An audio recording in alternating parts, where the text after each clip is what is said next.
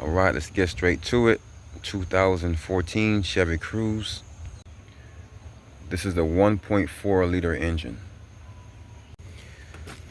So let's go ahead and take this battery terminal off. Just use a 10 millimeter to loosen this up, and then you should be able to take off the negative terminal. And now we have to push this red tab back on this harness, and then you should be able to press down and pull this harness off of here. Just like that. Now we can remove this tube out of the way by loosening that hose clamp with a flathead or 8 millimeter. I'm just gonna go ahead and use a flathead, reach down in there, and I'll loosen that, and we can remove this from off of that throttle body.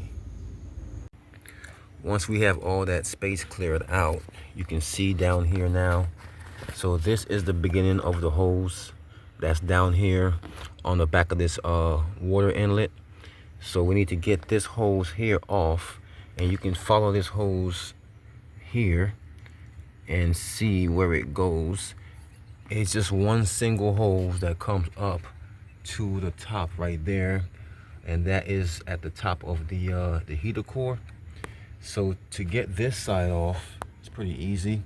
That clip right there is facing down. So you want to take that clip and push it down at least halfway. The easiest way to get it out without a lot of fighting is to pull that clip all the way out, especially since you're changing the part anyways.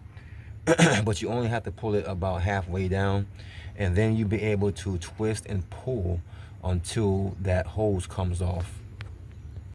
So like I said, that's the side that's on the heater core, and then it comes over here to right underneath the throttle body, and that's the reason why we had to undo this this vacuum hose there.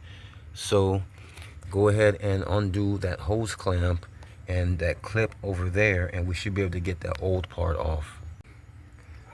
And of course, putting the new part on is going to be the same as that thing backwards. You'll put this piece down here, put the hose clamp on it. I will put the hose clamp on last, after I put this piece over here on, and that way everything is lined up. Then we can go ahead and start to put everything back together.